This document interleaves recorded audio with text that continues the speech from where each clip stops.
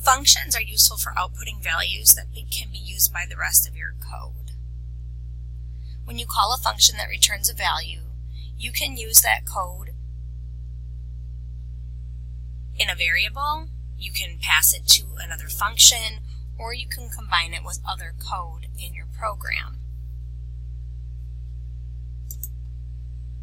Let's create a function that returns a value.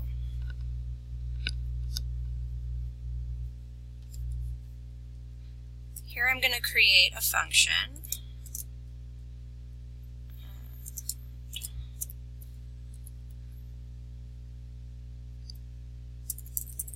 to double a number and return the value.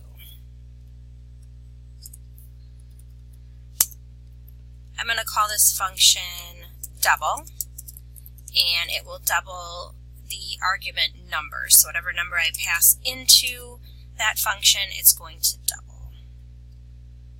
And then it will return it. We use the keyword return, and then we just type the math that we want it to do, which looks kind of weird since we've been using parentheses so much. But when we use the return keyword, we don't have to do that.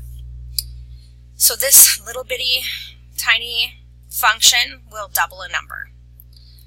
We have to, of course, call the double function with a number in it. So I'm going to say, and I'm going to use an alert this time instead of the console, just because it's good to practice. I'm going to double the number 3. Don't forget the second into that parentheses. So I'm calling this function, but I'm using an alert. So I have to make sure I have all of this in place. Let's go to the function and refresh. And there's an alert that says 6. And I doubled the number 3, so that is correct. We can change that number. I'm going to put the number 100 in and save it and refresh it.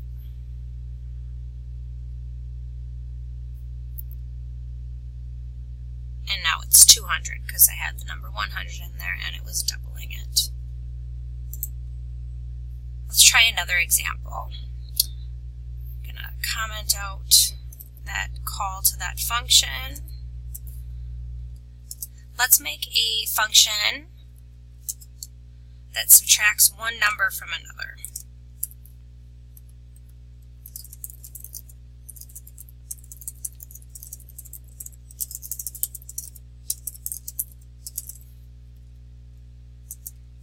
So function subtract, and I'm going to take in A and B,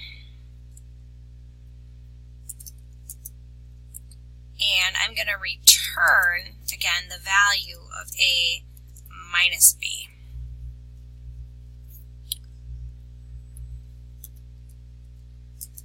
And then I need to call the subtract function. And I'll use an alert for this one again. So if I subtract, I need those double quotes here. I need a value for A, and I need a value for B. So this should be showing us 10 minus 6. If I refresh, 10 minus 6 is 4. Let's try another one. 100 minus 95.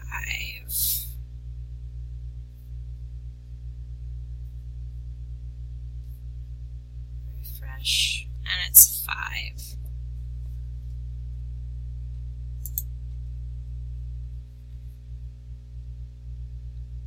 We can use function calls as values in code. When you call a function within a larger piece of code, its return value is used wherever the function call was placed. So let's use our double function to determine the result of doubling two numbers and then adding those two numbers together. I know that's a lot, but let's look at this. We have this function double a number right here. Let's comment this out. We can call that function, so I'm going to do an alert so it pops the number up. I can call the double function and give it the number 3. And then I can say, and I want you to add that to whatever the double of 4 is. So it's going to call that double function, and then it's going to double it again. So I'm going to save it. We should get 3 times 3, or 3 times 2 is 6, 4 times 2 is 8, and 8 plus 6 is, let's see if it does it right. We should get 14. Let's see. Yay, 14. We can do that with any of the functions that we had here. So if I have, let's just use the double and subtract. We could call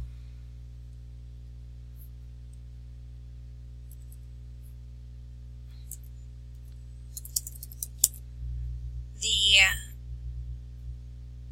function to double a number. So we could say double the number 10, and then add that to, and we'll call this subtract, and we will ask it to subtract the numbers 15 and 5.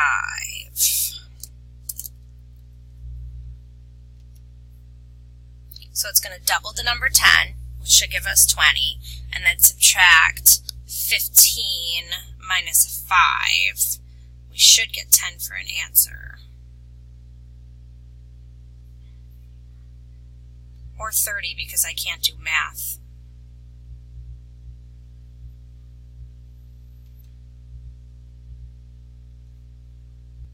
Obviously, because I said to add it, so it would be 20 plus 10, which is 30. So you can call functions with different values and do math on those, which is kind of a difficult concept, but useful. In the next video, we're going to look at simplifying code with functions, and we're going to redo our random word generator with, or a random insult generator rather, with functions.